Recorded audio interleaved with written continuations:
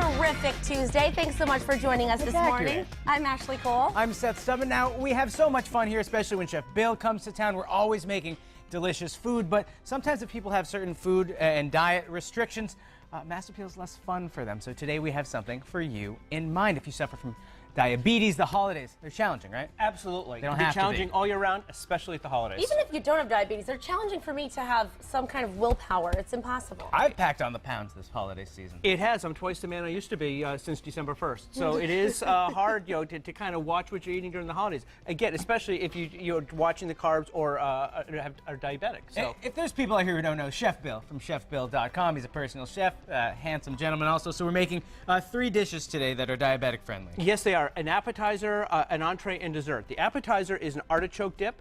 The entree is a meatloaf, and it's a very surprising meatloaf.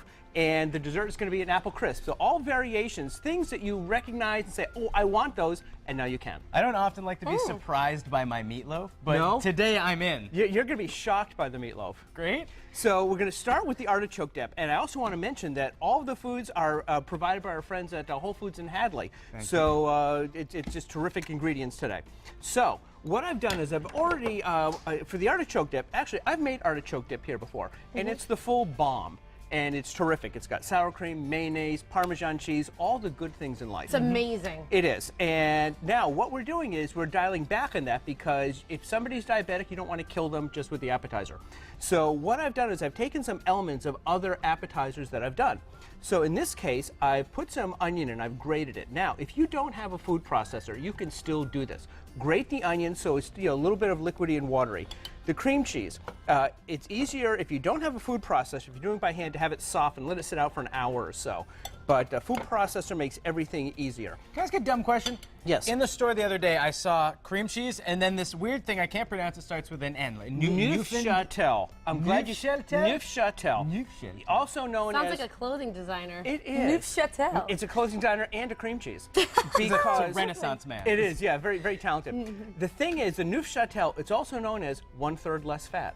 And so when you see the cream cheeses, you've got the regular full fat, you've got the 1/3 less, also called the Neufchâtel, and you've got the fat-free. I like to avoid the fat-free because it's got this aftertaste that'll take your head off. And the Neufchâtel, less fat, minor aftertaste, and you can use it for every cream cheese recipe. Even if you want to smear in a bagel, it's absolutely perfect. I'm so glad you asked that question. Yeah, I've me always too. wondered that. I'm like, I'm not going to get that N thing. Yeah, if I can't pronounce it, I'm not going to eat Exactly. it. It's cream cheese, and it tastes great. So now, with the food processor, you just want to pulse it, and you see it's just kind of spinning around there. But now what I'm going to do is I'm going to start putting in some liquids. I'm going to put in some Worcestershire sauce, and this is going to be the foundation of a lot of, usually I measure it out, but I know what it looks like going in here.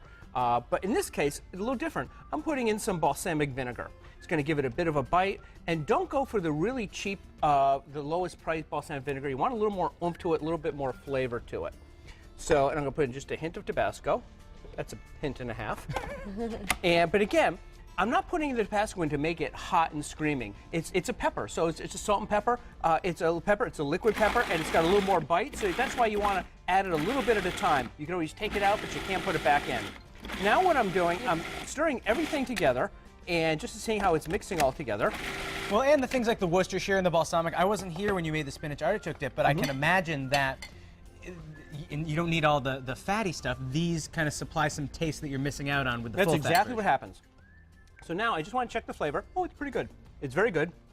Now I'm going to put the reason I want to mix all that stuff up first, and it's almost all mixed up, is I wanted to put the artichokes in, but pulse chop it. I don't want them all creamy. I want little bits in there. So if I mix everything else up first, this will just be added. Now, the recipe calls for frozen artichoke hearts. Or you can go with fresh and already cooked, but if you can't get frozen and you go with canned, rinse them in water, or even just soak them in water for a bit, because it can also be very salty, which you have to watch out for if you're diabetic. So I'm just going to pulse chop, just breaking it up a bit. But now, here's the other step. I want to add scallions to this. However, I don't want to put the scallions inside the food processor. What often happens when you put scallions or other green type things, the spinach in there, it tends to rip them, and you get this kind of green Martian look to it. And so don't want that. So this way, I can You get want it to look appetizing. I want it to look appetizing, which is why they call it an appetizer. That's right. That's right. I invented that myself. I was going to say, I don't know if that's the technical definition, but I'll take it. Well, I'm the chef, so I'm going to say yes, it is. Touche. So, but anyway, then you just put in the scallions, and you can just stir it around. And see, now what you have is you've got some texture, you've got some and some color to this. The texture comes from the bumpy bits of the artichoke. Bumpy bits is also a culinary term. Yeah. Technical. The grated chopped up onion, and now you've got the color and the mouthfeel of the scallions that are in here. The big difference now between this and the full bomb artichoke dip that I did before is you don't bake this one. This one, pop it in the fridge. Serve it cold? Serve it cold. It's a nice chilled dip. Pop it in the fridge and let it sit for an hour or two, let the flavors meld. And then when you come back afterwards, after it's had time, you can serve it and it's perfectly fine. Now, What do we serve it with? we're going to serve it with some pita bread. And I've got some pita bread that's both flaxseed and whole wheat and some spelt, so there are healthier, even healthier pita breads out there. Just a few wedges and some carrot sticks. Because when you look at the dip itself, a half cup serving is, I think I said 11 grams of carbs.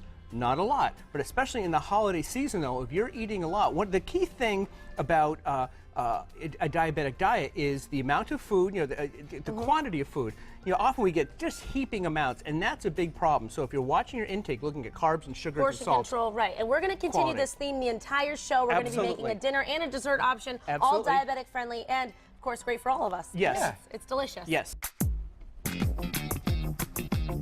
We are back with Chef Bill Collins. Now we're making diabetic-friendly meatloaf. Yes. Because this is the through line of our show today, diabetic-friendly recipes for the holidays. Yes, and this is different from your regular meatloaf for a few reasons. I've already mixed everything up here because I also want to show you how to check for the flavor. Now the thing about this meatloaf is I use turkey rather, ground white meat, ground dark meat to combine them. Ground dark meat would be, if I just use it entirely, would be a bit too fatty. Just white meat would be a bit too dry. So I went half and half. Now, most meatloaves, the meatloaves we all grew up with, have ketchup in them because everyone loves that. However, ketchup is loaded with sugar and salt. Even if you get the salt-free one, it's got sugar. If you get the sugar-free one, it's got salt. So it's tough to balance. So what I do is, and I've got it right here, is I use salsa. But I use a mild salsa, so it's not like you're going to take your head off. It's a nice filler. It adds moisture. What I also add is evaporated skim milk. So you've got a very moist meatloaf here that doesn't rely on the tried and true ketchup. Is that it that's in there? Oh no, I got other things. Oh, okay. But those are that's what I've substituted for what you often have in there. I did saute some onions and peppers, saute them for a little bit, and then I mix everything together. I've got some Parmesan cheese, I've got oregano, I've got basil, I've got a couple of eggs in there, and the eggs also help keep everything together. Do you put any breadcrumbs in? I did not put any breadcrumbs in, and that's breadcrumbs is the common binder. And two reasons I keep that out. Again, for the carbs, to keep it diabetic friendly, but also you don't need it. It's a very moist meatloaf, as we'll be finding out in a bit, and it does not fall apart. So you can skip the breadcrumb thing altogether. Perfect. And especially if you're going with packaged breadcrumbs, as most people do, the vast majority of them have high fructose corn syrup in them, and often hydrogenated oils. You can skip all of that. You don't even have to worry about any of that, and you've got just a great meatloaf here. Now, how can you tell if the flavor is good? Because sometimes things vary. You might have I also have put in here a little Tabasco and Worcestershire sauce, and also no added salt. So how can you test it? I have a little frying pan here. First, test the frying pan. You can see it's a hot pan. It's a hot pan, and I'm going to put in a little bit of oil here, just a bit. And now, I'm just going to drop in a little bit of the meatloaf. It's like we're making a mini meatball. That's exactly what you're doing. You can make it flat. You don't have to make it nice and pretty and big. It's splattering, so just put oil in there to test the pan. So Oil and water do not mix. Exactly, especially when one of them is hot. So what you want to do is that's just going to take not even 2.5 minutes. And what you want to do is fry that up, especially if you're using turkey, you want to cook it all the way through. And that way, we're going to taste it and say, I like the flavor, I don't like the flavor. Because you don't want to stick your... A couple reasons you just don't want to taste the meatloaf exactly. Number one, you don't want to eat the raw poultry and have raw eggs. That could very well end badly. But also, the flavor is going to be different. Once you bake it, it's not going to be the same thing, so you're really not getting much out of it unless you're fulfilling your urge. What a good idea, because you can't go back after you bake the whole thing, and if it's not good, then what do you do? Exactly. Now, that's been on for not even a minute, and because it's so thin, that's almost cooked all the way through. So, And then from there, if we like the way it tastes, we put it all into a Pyrex? Yep, you're going to put it on the Pyrex. Now, I'm going to cheat here Okay. because I've already done this. So, And it tastes fabulous. I think it tastes pretty darn edible. So why not a loaf pan? Now, why not a loaf pan? A couple of reasons. Meat Pyrex, not meatloaf. A couple of reasons. Number one is you can do a loaf, but it's going to take longer to cook. This will be the better part of an hour to cook anyway, but because it's going to be thinner, it's going to cook faster because the heat doesn't have to go down as deep. And also, this makes a lot because this is 2 pounds of meat. You can obviously double or even cut the recipe in half. And also, if you do have something bigger, thicker, and denser, what's going to happen too is that when you, because you want about a 6-ounce portion, you're going to find that it's harder to cut smaller pieces. It kind of crumbles when you take a big lump of meatloaf. That's also a culinary term, lump of meatloaf. So this goes into Yes. the oven at what temperatures for how long? 350 degrees, about an hour. But one other thing, a lot of people, again, put the ketchup on top. Consider this a gravy or a sauce, so you can use the whole jar. It's a Tex-Mex meatloaf. It's a Tex-Mex, but the thing is, you're not getting a Tex-Mex flavor off of this. That's a huge, big difference. So you can spread it as far and wide as you want, because I used the first half in there. I like to cover just kind of up the middle. Now, Chef Bill, we're out of time, but we're going to try this a little bit later, and we're also going to be making a delicious dessert. Is that right? Yes, we are. We're going to have a very friendly apple cobbler. Apple cobbler. We're going with apple cobbler. I want to say gobbler. Amazing. Yes. We're after Thanksgiving. Yeah. We are back in the kitchen with Chef Bill from chefbill.com. Now, this is a whole diabetic-friendly dinner. We did the appetizer, the dinner, entree, and the dessert, which we're about to do now. Yeah, we're about to do the dessert, and then we'll kind of tie everything in together. What I did was, my favorite apples are Golden Delicious. They've been a little semi-short supply-ish this year, so I went with Braeburns instead. Still sweet, still a good baking apple. So I just sliced these up. That's all I did. But for the topping, what I like to do, a traditional cobbler topping is full with carbs and fat and sugar. And delicious. Which is so good. Yeah. You know, it is. But for the diabetic-friendly one, I've dialed way back on that. There's no flour in here. But what I did was I took oats. You can use the full cooking or the quick cooking oats. Put them in a food processor. Ground them up. And so as you can see here, it's almost flour. It's exactly.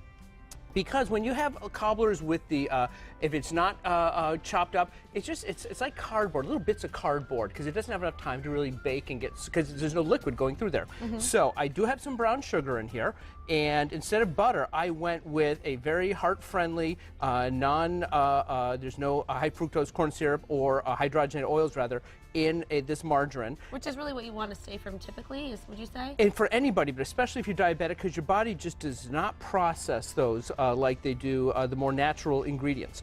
So that's why I put them in here for the cobbler topping. So really all it is just kind of mixing that up together. Now, that's half the amount of sugar that these usually call for. And now for the apples themselves, I also put in just a little bit of sugar, not much, and a little bit of cinnamon and just a hint of nutmeg, and they're ready to go into the pan and to be baked. Chef Bill, I also noticed there's a little bit of liquid in there. Did you put maybe some lemon juice to keep it fresh? What I did was I just took these out of water. I had these because I was cutting them up. What I do is I don't just put lemon juice on top. I filled up the bowl with water, squeezed in a full lemon, because it's the acid in the lemon that helps keep these from turning brown. See, these are just barely starting to turn brown. That's just been a couple minutes under the lights here. So that way, just before you're ready to use them, take them out, drain them. I like to roll them in a towel. Now, if you don't have any lemon, if you find you've run out, it's always you can always just put a little splash of cider vinegar in there, apple cider vinegar, just a splash, because it's the acid that you're looking for. Okay. So that's ready to be put in the pan. This is ready to have the topping go on top. Throw it in the oven. It's about half hour, 40 minutes. What I've also found sometimes is that if there's not, sometimes after that amount of time, the apples aren't cooked through. Put a piece of foil over it. It'll steam it a little bit, and that's what you do to have. Instead of having a crunchy apple in a cobbler, you'll have a nice. These are actually rather mushy, so you can go anywhere for whatever texture you want. You can achieve by doing that. But that's the trick to make them a little softer, is to put the foil on it to have it steam. Exactly, because every now and then you just don't get that apple texture that you want. Right. So there's dessert. Here's dessert, and this is what it looks like in its final, and it looks just like a cobbler. It does, and it's a little healthier for you. Exactly, and this is about 25 grams of carbs. Now again, we were saying earlier, it's the portion size, because sometimes you figure, I can eat half of that. Well, you're really not supposed to. No. So you want to share. And so, and the portion is about half a cup, which is, you know, not even a quarter of that. So again, a healthy portion, a healthier food that'll help not just with any diet this type of year, but also with a diabetic diet. Now, if people missed it earlier, we also did an appetizer and an entree. The appetizer was a healthy artichoke dip. A healthy artichoke dip that's not baked, it's chilled. So this one, and it just has the Neufchâtel, the 1/3 less fat than the regular cream cheese, mixed in with some of the Worcestershire sauce and some balsamic vinegar to give it a bit more of a flavor. And these are healthier options too. You don't need the nacho chips. You can do pita and carrots. Exactly, and this pita is actually even healthier than your regular pita because it's got some flaxseed oil in it, and you know, they're available, and these came from Whole Foods. They're available in your supermarket. Here is the meatloaf.